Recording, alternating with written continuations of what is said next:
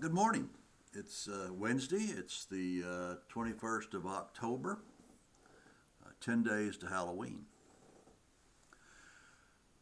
Yesterday, my wife and I exercised our duty and privilege to go and vote in the general election. Um, we did it early. There was no problem with it. It went fine. And our vote is now in the system someplace.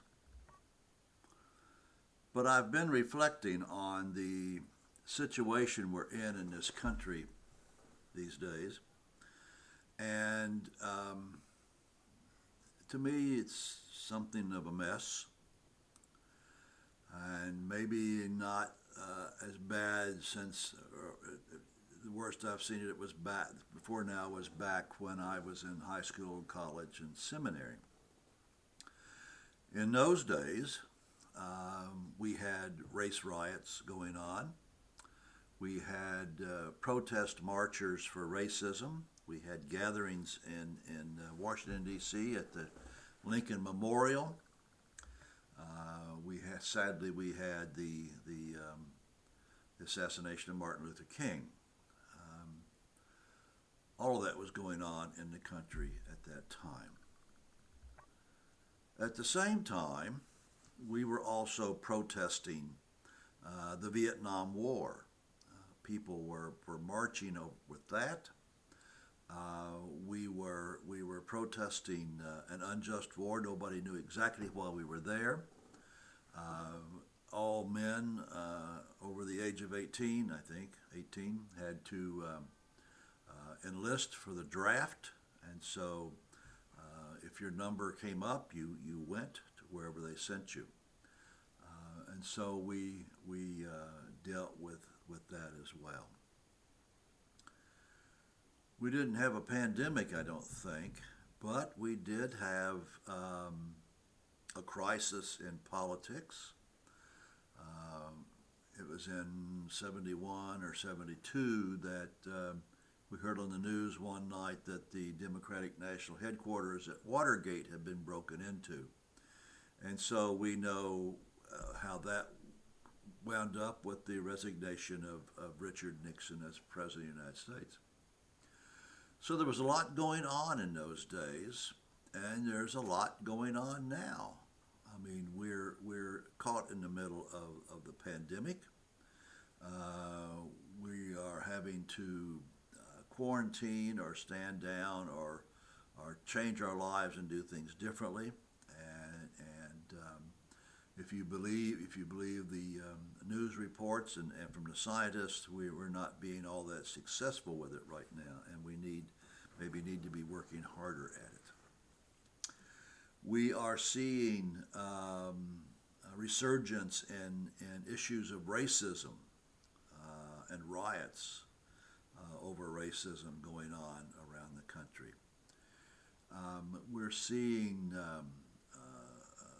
issues in government. We've chosen up sides, Republican or Democrat. And we seem to have a problem meeting in the middle somewhere to chat about things. So how do we move forward? Well, I hope that something will come out of our balloting, our election process. Hopefully that our couple hundred years of experiment in this form of government will continue to work and find ways to make it work, and we have that belief. But we seem to be a very fractured and polarized country, and we are either for the Republicans or for the Democrats. We're either for the elephants or the donkeys. And so that goes back and forth one way or the other. The reality is, I don't know that either the Democrats or the Republicans, either the elephants or the donkeys, are going to bring about a whole lot of change. I think that we as Christians need to remember that we are called to put our faith not in elephants or donkeys, but to put our faith in the Lamb that was slain for us, and the Lamb that rose again from the dead. We are called to look to Christ for a solution maybe out of this quagmire that we're in many places, and trying to figure out what that might look like.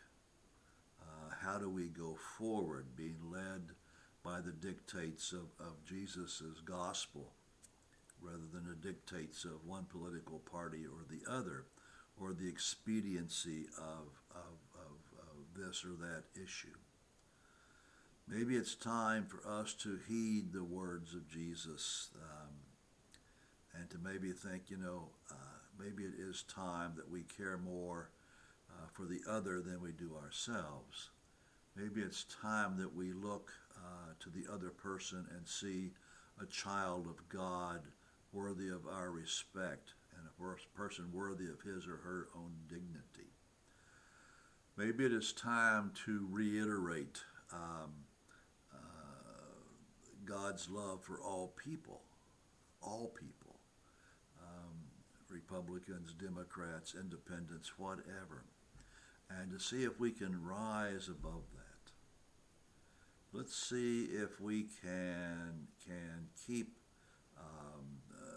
the elephants and the donkeys in their place, but bring the Lamb back to the forefront of what guides our lives and what gives meaning and direction to who we are as Christians. I don't know how much we're going to change society. I look back over my lifetime, and I don't know how much we've changed since I was in high school dealing with race relations or foreign wars or political intrigue or all that goes on. And maybe we won't make much of a change in that until we're willing to commit ourselves to the tenets of Christianity, of loving your neighbor as yourself, of forgiving others 70 times 7, of bonding up the wounds of people we may not know or may not be like us, of respecting the dignity of every human being. So, if you haven't voted, I hope you will go and vote, either before the election or on election day. We need to do that. That's part of your responsibility as a citizen of this country. But I hope we will also vote with our heart in keeping Christ foremost in our lives, and remembering that it was not a Republican or a Democrat who died on the cross, but the Lamb of God. The Lamb of God who takes away the sin of the world. Have mercy on us. Lamb of God who takes away the sin of the world, have mercy upon us. Lamb of God that takes away the sin of the world, grant us thy peace, now and always. Hope you have a great day. God bless you.